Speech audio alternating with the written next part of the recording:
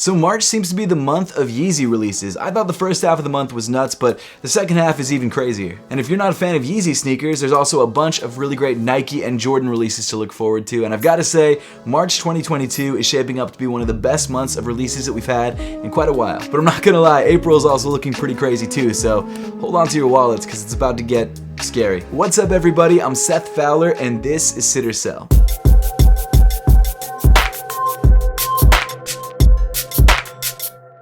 Thanks so much for tuning in. If this is your first time checking out the series, basically what we do is we take a look at all of the important sneaker releases in the first half or second half of any given month. In this case, it's the second half of March 2022. I let you know what I think about all of the releases that we cover, and also whether I think each shoe will sit on shelves or sell out instantly. Now, I do feel like it's important to create a distinction between sell and resell. The shoes on this list, if they're given to sell, that doesn't mean that these shoes will resell. In fact, I think out of all the sneakers releasing, there may be 3 or 4 that might actually have some resale value.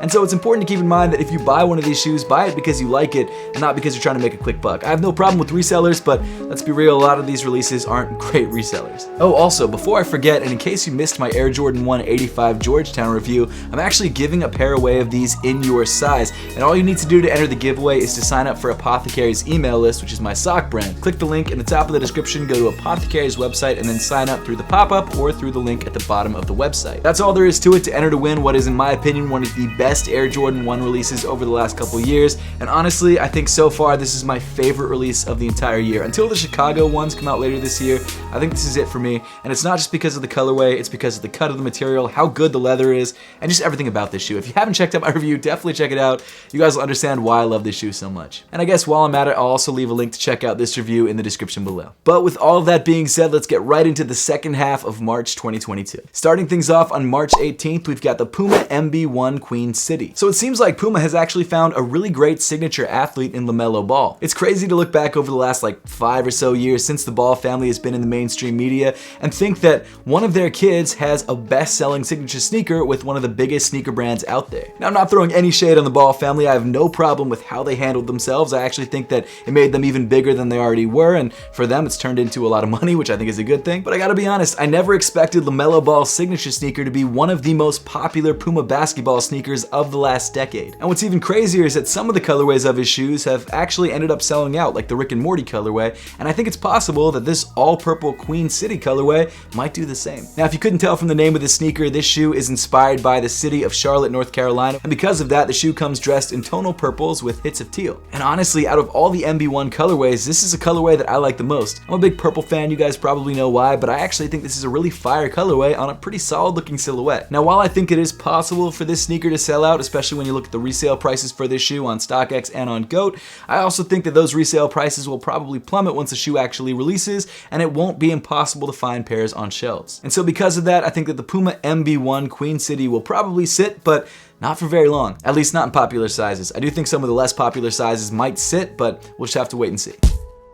Next up, also dropping on the 18th, we've got the Adidas Yeezy 700 V3 Mono Sapphire. So I've got to be honest, I thought this shoe was a restock up until literally right before I started filming this video. I looked up all the shoes to make sure I wasn't missing anything, and turns out this shoe is actually not a restock of the Sapphire, it's just a slightly different version of it. Now, if you guys remember last year, we got the Yeezy 700 V3 Sapphire, which is sort of a yellow, tannish, orangey colored Yeezy 700 V3. However, this year we're getting a shoe that's very, very similar, except it seems like the oranges are a bit more saturated, and the shoe now has a mono in front of the Sapphire in the name. That's really the only differences that I can see. Oh, and also the midfoot cage glows orange instead of yellow. That's another difference, but that's about it. It has been kind of interesting to watch the public's reception to the Yeezy 700 V3 over the last couple years. When the silhouette first came out, people were hyped on it, and now 2 or 3 years later, people could care less. With that being said, it is still a Yeezy 700 V3, and while the shoe probably won't resell for anything, it's still a shoe that I do see selling out, and for that reason, I'm giving the Yeezy 700 V3 Mono Sapphire a sell.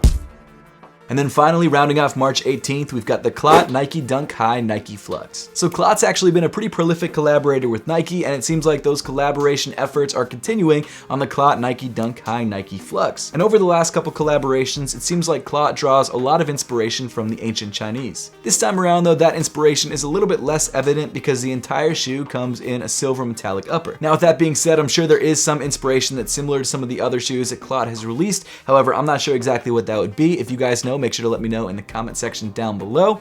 But looking at this shoe from purely an aesthetic point of view, I actually think this design is pretty clean. Nike Dunk sneakers are obviously as popular now as they've ever been, and it seems like this Clog collaboration is just doing a little bit more to push the Nike Dunk high into the spotlight. And I think even for people who don't love metallic silver uppers on their shoes, this is a sneaker that most people will probably be going for because they know it's going to be limited and very difficult to get, and that usually translates pretty well to resale value. And so for that reason, I definitely think this shoe is going to sell out.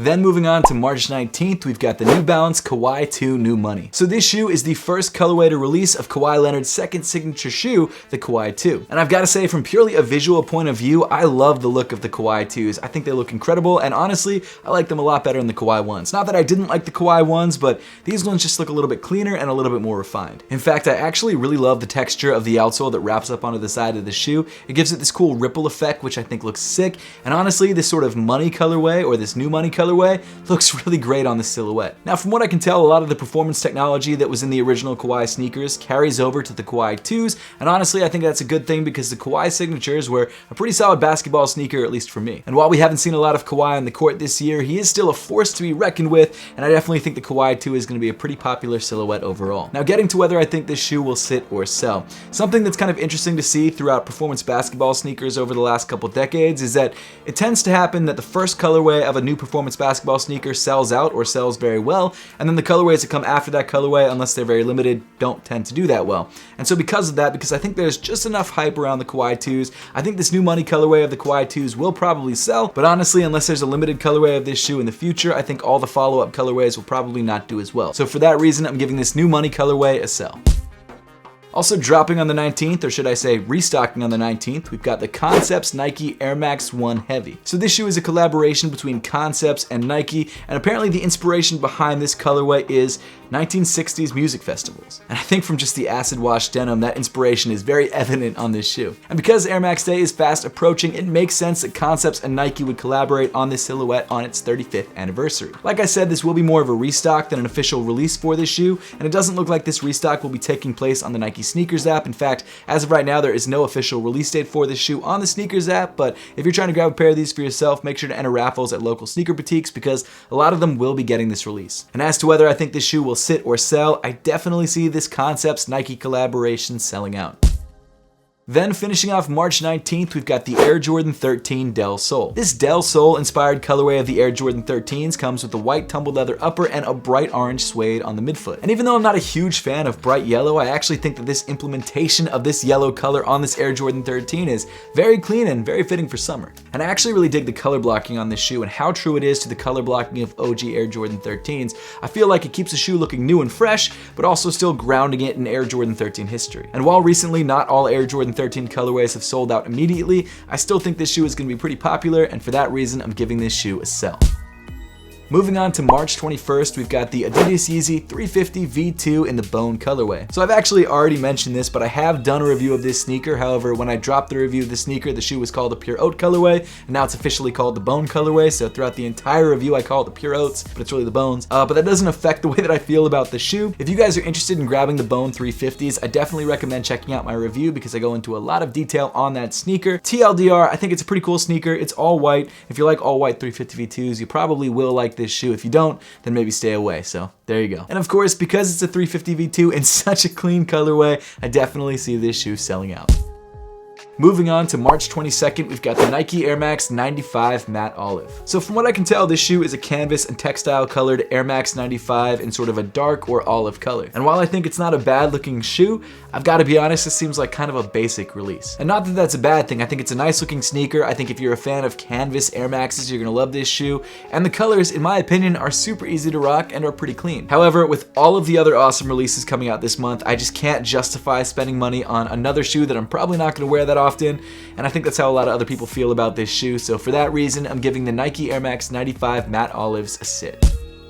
Also dropping on March 22nd, we've got a restock of what is, I think, my favorite Adidas Yeezy sneaker of all time, and that's the Yeezy 700 Waverunner. It's crazy how opinions on this shoe have changed since the shoe first released back in like 2017 till now. People love this shoe, it's their favorite shoe, but back then people hated it. I pre-ordered the shoe. I know I keep bringing that up every time I talk about this shoe, but I'm proud of that. I was so stoked on this shoe since I first saw it in YeezySupply.com, and almost 5 years later, I'm still just as excited about the Yeezy 700 V1 Waverunners. Like I said, it's my favorite Adidas Yeezy sneaker. It's just the perfect shoe, in my opinion, the perfect Yeezy sneaker. It's a mashup of old retro running sneakers with boost. It's got that crazy Yeezy aesthetic. The colorways are wild, but they match with a lot of different things. I just love the shoe, and I think it's the best 700 to ever drop, and again, my favorite Adidas Yeezy. It's crazy to say, but it's true. The foam runner is not far behind though. And just like we've seen with all of the previous restocks of Wave Runners, I think this restock will be no different, and I definitely see this shoe selling out.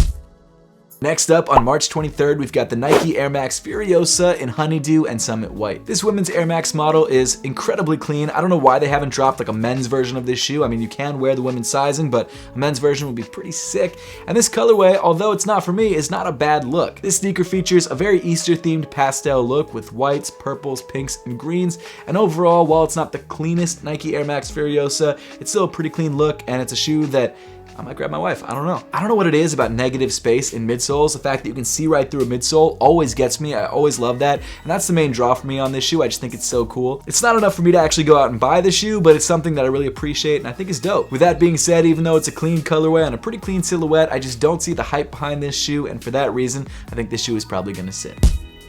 Moving on to March 24th, we've got the Adidas Yeezy 450 Cinder. For some reason, the Adidas Yeezy 450 has just tanked in popularity. Since the first colorway of this shoe came out, the Cloud Whites, people just haven't seemed to be behind this silhouette. I don't know what it is, maybe, well, I mean, it's a pretty weird looking sneaker, so I guess I get that part of it, but this Cinder colorway is actually pretty clean. The fact that the shoe actually fades from like a dark brown to a lighter brown towards the front of the shoe is pretty cool. I mean, okay, yeah, the shoe does fit very small, and yes, it is pretty difficult to wear, and yeah, if you have wider feet, you probably shouldn't get this shoe, but it's still a cool looking pair of Yeezys, and it's still a wild looking sneaker, and if you're trying to grab the wildest looking shoe out of all your friends, the Yeezy 450 is probably one of the craziest shoes to buy. Now, although the hype for the 450s isn't what it used to be, I still think it's a relatively limited shoe, and a shoe that a lot of people still want, so for that reason, I definitely see the Yeezy 450 Cinders selling out. Also dropping on March 24th, we've got the Air Jordan 8 Rui Hashimara. So this shoe is actually a special edition Air Jordan 8 for basketball player Rui Hashimara, who is, of course, a Jordan brand athlete. This colorway pays homage to his Japanese heritage and features an H logo on the tongue instead of the standard Jordan brand logo. And honestly, even though I'm not the biggest Air Jordan 8 fan, this tan colorway that features like tumbled leathers and suedes and chenilles looks very, very clean. It's a shoe that I might pick up. Plus, when you pair that bright red logo on the tongue with some bright red hits on the outsole, it's just a shoe that comes together so nicely, and I absolutely love it. Now, at the time of recording this video, this release has not yet been confirmed for the Sneakers app, and so far that seems like the only place that it's dropping, so I'm not 100% sure if it's gonna drop on the 24th or get pushed back, but I wanted to let you guys know just in case you wanted to grab this shoe, because this shoe is absolutely fire in my opinion, and when it finally does drop, hopefully on the 24th, it will definitely sell out.